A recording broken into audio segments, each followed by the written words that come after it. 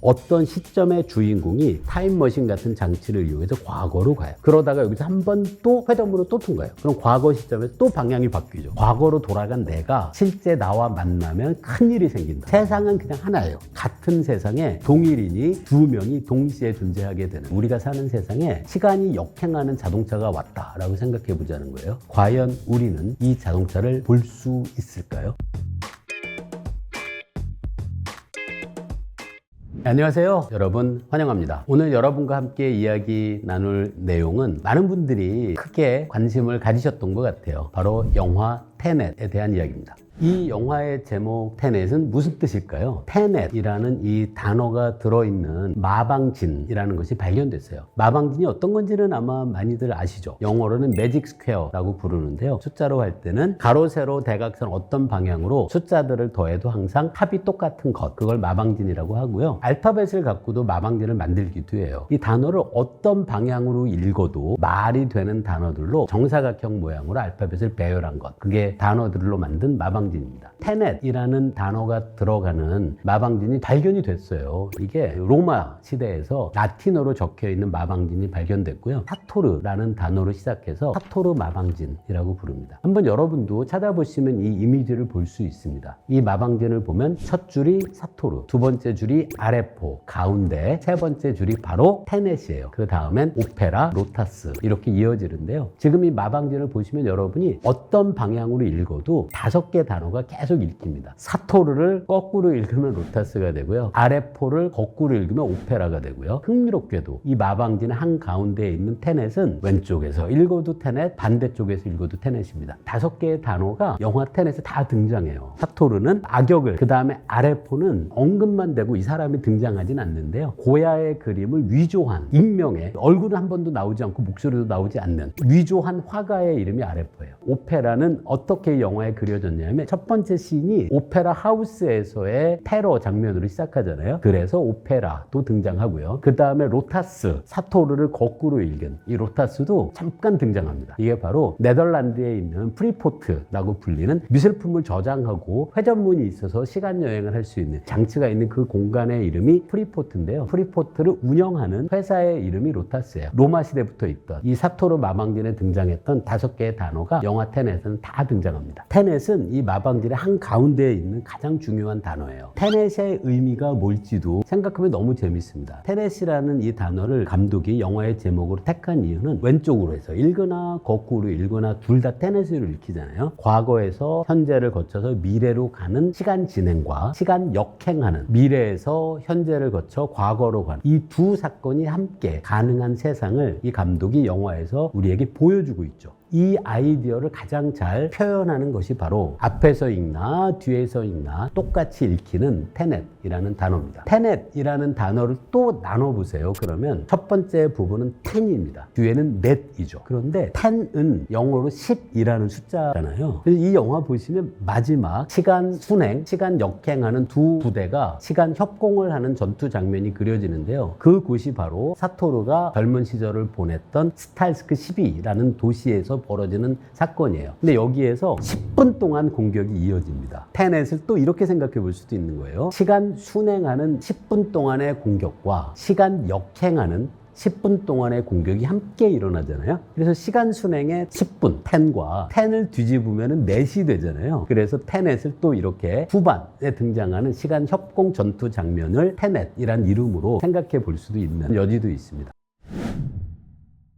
영화에는 여러 가지 물리학에 관계된 내용도 등장해요. 물론 이 영화에서 가장 중요한 건 당연히 엔트로피 증가의 법칙, 그리고 시간의 화살입니다. 엔트로피 증가 법칙은 많이 우리가 경험하는 거예요. 작은 공간에 모여있던 기체 분자는 시간이 지나면 확산되죠. 확산되어 있던 기체 분자가 다시 모이는 일은 보지 못합니다. 이것도 엔트로피 증가의 법칙입니다. 또 그것 말고도 큐빅 있잖아요. 루빅스 큐빅인가요? 이걸 막 이렇게 섞다 보면 처음에 각 면이 똑같은 색깔의 사각 사각형으로 되어 있다고 하더라도 눈을 감고 계속 돌리면 다 흐트러지잖아요. 여러분이 눈을 감고 돌렸는데 다시 처음처럼 완전히 정돈된 상태의 큐빅으로 가는 건 거의 우리가 생각할 수 없죠. 이것도 엔트로피 증가의 법칙으로 이해할 수 있는 사실입니다. 그래서 우리가 살아가는 세상에선 시간이 한쪽 방향으로 흐르는 것, 과거, 현재, 미래의 방향으로 흐르는 시간의 화살과 엔트로피가 증가하는 방향이 우리가 사는 세상에선 같은 방향을 가리킵니다. 이걸 시간의 화살과 엔트로피 증가의 사이의 관계에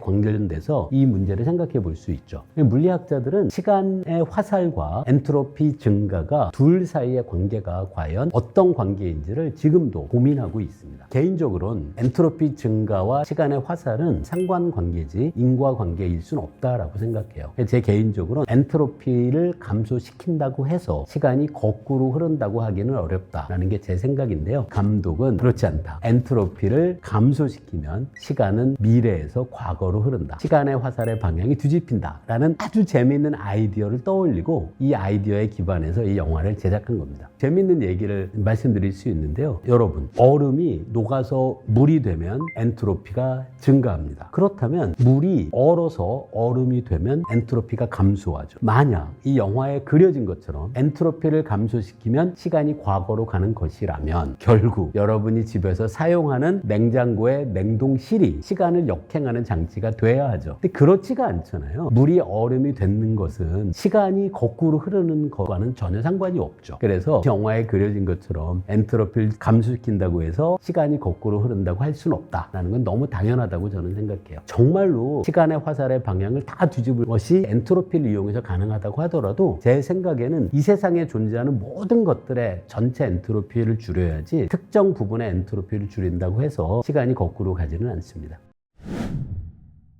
자, 이 영화에 등장하는 또 다른 흥미로운 물리 현상이 기억하시는 분도 있을 거예요. 이 주인공이 불이 활활 붙어 있는 자동차 안에 있는데 얼음입니다, 몸이. 그래서 이 아이디어는 어떤 물리학의 이론과 관계가 되냐면 뜨거운 물체와 차가운 물체를 붙여놓으면 뜨거운 물체에서 차가운 물체 쪽으로 에너지가 이동하면서 뜨거운 물체의 온도는 내려가고 차가운 물체의 온도는 올라갑니다. 이것도 엔트로피 증가의 법칙으로 이해할 수 있는 물리 현상이에요. 감독이 그래서 이 생각을 떠올린 거예요. 그렇다면 엔트로피가 줄어드는 세상에선 어떻게 될까요? 에너지가 온도가 높은 쪽에서 온도가 낮은 쪽으로 전달되는 게 아니라 낮은 쪽에서 높은 쪽으로 거꾸로 전달될 수 있지 않을까라고 생각한 거예요. 그러면 불이 붙어있는 자동차 안에 타고 있는 주인공의 입장에서 생각해 보세요. 주인공이 온도가 낮은 쪽이고 불 붙은 자동차가 온도가 높은 쪽이죠. 엔트로피가 감소하는 세상이라면 어떤 일이 생길까요? 불 붙은 자동차 안에 있는 주인공의 몸의 온도는 점점 더 내려가고 불이 붙어있는 자동차의 온도는 점점 더 올라가는 것이 가능하지 않을까라고 이 감독이 생각한 거죠. 그래서 시간 역행을 하고 있는 주인공이 불 붙은 자동차 안에 있으면 몸이 점점 온도가 내려가서 저체온 상태에 빠지게 된다라는 상상이 이 영화에 재밌게 장면으로 그려집니다. 물리학자 입장은 조금 이상한 얘기예요. 우리가 뜨거움을 느낀다라는 게 어떤 과정이냐면 제 몸에 피부가 있으면 바깥에 기체 분자들이 돌아다녀요. 그러면 기체 분자들이 돌아다니다가 제 몸에 부딪혀서 튕겨나가는데 바깥에 있는 기체 분자들의 운동이 더 활발해서 운동 에너지가 크면 우리는 그걸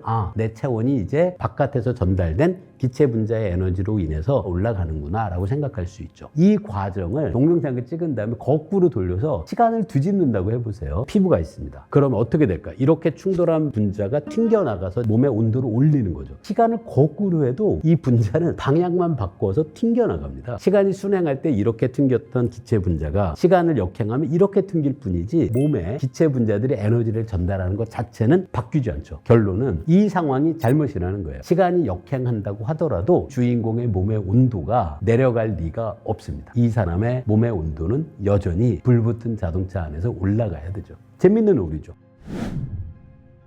그 다음 이야기는 상당히 이건 미묘한 이야기라고 저는 생각해요. 뭐냐면 우리가 사는 세상에 시간이 역행하는 자동차가 왔다라고 생각해 보자는 거예요. 과연 우리는 이 자동차를 볼 수 있을까요? 시간이 역행하는 세상에선 어떻게 빛이 진행해야 되는지 생각해 볼 수 있습니다. 제 앞에 물체가 있는데 시간이 순행하는 세상에선 물체에서 나온 광자, 빛알이 눈에 들어오죠. 시간이 역행하면 어떻게 될까요? 광자가 거꾸로 제 눈에서 나와서 이 물체를 향해 갑니다. 결론은 뭐냐면 시간이 역행하는 세상에선 우리가 사물을 보는 것이 불가능하다는 거죠. 시간 역행하면 우린 볼 수도 없고요. 또 다른 문제도 있죠. 빛이 우리 눈의 망막에 닿고 여기서 전기 신호를 만들고 그게 뇌의 시각 중추에 전달돼서 우리 내가 커피컵을 보고 있구나라는 걸 인식하게 되잖아요. 시간이 역행하는 세상에서는 어떻게 될까요? 우리가 먼저 커피컵을 인식하고 그 다음에 보게 됩니다. 사실 이것도 말이 안 되는 거죠. 그래서 저는 시간이 역행하는 세상에선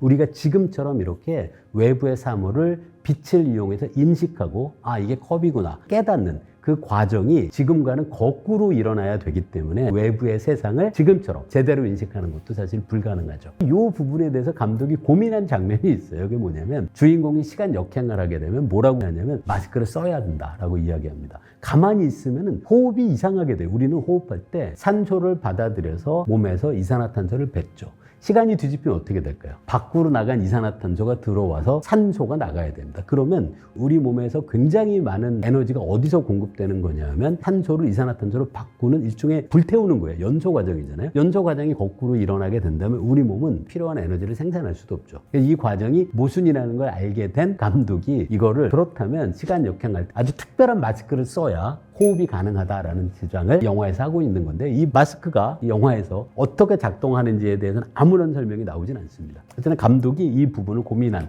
흔적이 영화에 있습니다. 알아야 하는 또 흥미로운 물리학이 있어요. 영화에 정확히 그려지진 않은 내용입니다. 이 영화 혹시 보시면 여러분 기억하시죠? 캣이라는 여자 주인공이 있잖아요. 이분이 시간 순행하는 미래에서 회전문을 통해서 시간을 역행해서 과거로 가요. 그 다음은 또 회전문을 통과해서 시간을 순행합니다. 캣이라는 이 여성 주인공이 미래로 가다가 과거로 와서 다시 미래로 진행하게 되면 한 사람인데 똑같은 순간에 두 명이 있죠. 이게 바로 그 요트에서 사토르를 권총으로 쏜 다음에 다이빙해서 물로 뛰어드는 캣과 그 캣을 보는 요트에 타고 있는 캣이 동일 인물이에요. 따라서 이런 생각을 하게 되면 어떤 게 가능할까요? 이게 한 번이 아니라 계속 하는 거예요. 미래로 갔다가 회전문으로 과거로 가서 다시 미래로 가면 동시에 두 명의 동일인이 존재하게 돼요. 그 사람이 회전문을 이용해서 또 가요. 또 가요. 그러면 세 명이 되죠. 한 번 더 해. 한 번 더 해요. 그러면 동일한 순간에 동일한 인물이 수없이 많은 인물이 함께 존재하는 것이 가능한 상황이 이 영화의 설정에서는 우리가 생각해 볼 수 있는 상황이죠. 사실 요것과 관계에 대해서 아주 재밌는 상상을 한 물리학자가 있어요. 휠러라는 물리학자와 파인만이 전화통화로 약간 농담 같은 이야기를 한 것이 잘 알려져 있는데요. 양자역학에 따르면 물리학의 기본 입자들은 정확히 같아요. 전자는 다른 어떤 전자와 구별할 수 없이 완전히 동일합니다. 그걸 설명한 아주 재밌는 아이디어가 바로 이거예요. 전자가 사실은 온 우주에 하나밖에 없어요. 근데 이 전자가 시간에 따라 진행하다가 이 테넷 영화의 회전문 같은 게 있다라고 상상해 보세요. 시간을 따라서 진행하던 전자가 이 회전문을 통과하면 다시 과거로 가서 진행해요. 그럼 전자가 두 개가 됐죠. 같은 전자가 두 개 있는 거예요. 한 전자가. 당연히 전자는 구별할 수 없을 정도로 다 똑같을 수밖에 없죠. 원래 전자가 하나였으니까. 이 두 전자가 진행하다가 회전문을 통과해서 다시 두 개가 과거로 가서 다시 진행해요. 그러면 동일한 순간에 전자가 4개가 보이겠죠. 근데 이 4개는 다 사실은 전자 하나입니다. 어떤 주장을 흥미롭게 한 거냐면 이 세상에 전자가 진짜 많거든요. 근데 다 동일해. 다 똑같아요. 동일한 전자가 존재하는 이유가 사실 전자는 우주에 하나밖에 없다. 이 전자가 테넷의 회전문을 수없이 여러 번 통과했을 뿐이다 라는 흥미로운 주장을 휠러라는 사람이 파인만과 전화통화하면서 얘기를 했다라는 것이 잘 알려져 있습니다. 물론 이거는 재밌는 아이디어이긴 한데 물리학자들이 맞다라고 생각하는 건 아닙니다. 좀 흥미로운 주장이 하나 있어요. 이게 파인만 다이어그램이라는 계산의 방법이 있거든요. 그림을 그립니다. 정말로 다이어그램을. 파인만 다이어그램을 우리가 그릴 때 유심히 보면 전자의 반입자를 반전자, 양전자라고 하죠. 전자의 반입자인 양전자를 파인만 다이어그램은 어떻게 기술하냐면 시간에 대해서 거꾸로 날아가는 전자가 사실 양전자다라고 생각하게 돼요. 그래서 전자와 양전자가 만나는 과정에서 둘이 사라지면서 빛이 나오고 하는 여러 가지 일들이 가능합니다. 즉 입자와 반입자는 서로 만나면 소멸하고요. 반입자를 파인만 다이어그램에서 기술하는 방식이 시간에 대해서 역행하는 입자로 기술합니다. 이 상상이 이 영화에도 조금 그려져요. 어떻게 그려지냐면 주인공이 이 프리포트, 네덜란드에 그림이 저장되어 있던 그곳에 그 시간 역행을 해서 다시 한 번 더 가는 장면이 그려집니다. 등장인물들이 아주 굉장히 두터운 옷을 입고 있어요. 영화에도 그 설정이 나옵니다. 과거로 돌아간 내가 실제 나와 만나면 큰일이 생긴다. 이 아이디어가 뭐냐 하면 바로 입자와 반입자가 만나면 큰 에너지를 만들어내면서 둘이 소멸해 버린다라는 것이 물리학의 이야기인데, 그걸 이 영화 감독은 둘이 직접 접촉을 하지 못하게 하는 방법으로 옷을 입힌 겁니다. 그런데 이것도 좀 생각하면 너무 재밌어요. 입자와 반입자가 만나고, 반입자는 사실 시간 역행한 입자다, 이 해석을 받아들이게 되면 주인공이 과거로 갔어요. 거기서 옷을 입습니다. 그러면 이게 이상한 거예요. 왜? 이 주인공의 몸은 반입자들로 구성되어 있습니다. 만약에 이 주인공이 과거로 가서 입은 옷이 입자들로 이루어졌다면 이 사람의 몸은 이 옷과 만나서 엄청나게 큰 에너지를 내면서 소멸해 버려야겠죠. 그럼 어떻게 될까요? 과거로 갈 때 맨몸으로 가야 되나? 뭐 여러 가지 생각을 해볼 수밖에 없는 거죠. 사실 여기서도 여러 가지 문제가 있어요. 예를 들어 인버전 된 총알을 손으로 잡잖아요. 그걸 떨어뜨리고 있기도 하고요. 그 장면 기억하시죠? 손을 뻗쳤더니 인버전된 총알이 바닥에서 위로 올라가는 장면도 그려지죠. 손으로 잡는 순간 이게 말이 안 되게 돼요. 인버전된 총알은 반입자로 되어 있고요. 손은 입자로 구성되어 있잖아요. 총알을 잡는 순간 손과 총알이 만나서 순수한 에너지로 바뀌면서 폭발할 수밖에 없습니다. 물론 반입자가 시간에 대해서 역행하는 입자다라는 해석이 맞다면 이라는 가정이죠. 그렇다면 인버전된 총알 손으로 만지면 안 됩니다. 영화에서 그려지는 시간여행과 다른 많은 영화에서 그려진 시간여행이 사실 미묘한 차이가 있어요. 어렸을 때 본 아주 재밌는 영화가 백투더퓨처라는 영화인데요. 대부분의 시간여행을 다룬 영화에선 먼저 시간선이 진행합니다. 과거에서 현재를 거쳐 미래로. 그때 어떤 시점의 주인공이 타임머신 같은 장치를 이용해서 과거로 가요. 과거로 가서 어떤 과거에 약간의 영향을 미치게 되면 원래 이 사람이 출발했던 시간선이 아닌 다른 시간선으로 우주가 분기한다라는 것이 다른 시간여행에서의 상상입니다. 테넷 영화는 달라요. 미래로 가던 시간 순행하는 주인공이 회전문을 이용을 하면 과거로 그냥 한 번에 가는 게 아니고요. 시간을 따라서 역행하는 방향으로 천천히 과거를 향해서 나아갑니다. 그러다가 여기서 한 번 또 회전문으로 또 통과해요. 그럼 과거 시점에서 또 방향이 바뀌죠. 그래서 이 사람이 이렇게 진행을 하는 것이 둘이 함께 존재하게 되는데요. 이 영화에선 세상이 분기하는 것이 아닙니다. 세상은 그냥 하나예요. 같은 세상에 동일인이 두 명이 동시에 존재하게 되는 그런 상황을 그린 거죠. 다른 영화하고 인버전이라는 것으로 구현되는 세상의 모습이 사실 좀 다릅니다. 영화를 보다 보면 여기에 그런 대사가 나옵니다. 이해하려 하지 말고 그냥 느껴라. 지금 생각해보니까 꽤 깊은 의미가 있다고 생각했어요. 우리가 이해한다는 건 사실 원인에서 결과가 어떻게 이어지는지를 알아내는 것이 이해입니다. 그런데 이해라는 과정을 제가 말씀드린 방식으로 생각하게 되면 시간의 순행과 관련될 수밖에 없죠. 원인에서 결과로 진행되는 게 시간 순행이잖아요. 근데 이해가 시간 순행과 관계가 있다라고 한다면 이 영화에서 그려진 것처럼 시간이 역행하는 세상은 이해의 대상이 될 수 없죠. 보통 우리가 뭘 느꼈다라고 하는 건 원인과 결과의 관계를 추론하는 게 아니죠. 그건 순간적인 걸 얘기하잖아요. 이해하려 하지 말고 그냥 느껴라 라는 것의 의미가 시간이 역행된 세상에선 이해가 불가능하지만 순간에 어떤 정보를 느낄 수는 있다라는 걸 이 대사로 표현한 것이 아닐까 라고 생각해 봤습니다. 사실 이 영화를 만들 때 감독이 인터스텔라를 만든 바로 그 감독이잖아요. 킵손이라는 물리학자에게 몇 번 물어는 봤나 봐요. 그런데 아주 약간의 충고만 들은 거지 대본을 작성하거나 할 땐 물리학자의 의견들이 반영되진 않았습니다. 많은 물리학자가 이 영화가 그리는 이 세상이 말도 안 되는 너무 심한 상상 같은 것이 그려진 영화라고 생각하긴 해요. 그래서 이 영화가 과학은 아닙니다. 하지만 과학의 상상을 극단적으로 확장한 의미에서는 멋진 SF 영화는 맞는데요. 과학이 인터스텔라 같은 영화처럼 모순이 없는 형태로 영화가 제작된 것은 아니다라는 걸 조금 말씀드릴 수 있을 것 같습니다. 오늘 여러분과 함께 이 테넷 영화에 대해서 이야기를 나눠봤는데요. 이 타임라인이 굉장히 복잡해요. 그래서 사실 이 영화는 여러분이 한 번 보고 이 영화가 어떻게 시간이 얽혀 있는지를 이해하는 건 정말 어렵습니다. 이 영화를 좋아하셨다면 몇 번 이 영화를 보시면서 그림도 그려보시고 지금 현재 주인공이 과거로 가고 있는 건지 미래로 가고 있는 건지도 한번 생각해 보시고 천천히 영화를 보시면 그래도 영화의 줄거리를 조금 더 이해하실 수 있고요. 이 영화에 그려진 시간 역행, 엔트로피 증가 그런 이야기들도 물리학의 내용이 일부 반영된 것이니까요. 물리학을 조금 더 이해하고 영화를 보신다면 영화를 이해하는 데 분명히 도움이 될 수 있습니다. 다음 법물리 컨텐츠에서 또 우리 만나요. 고맙습니다.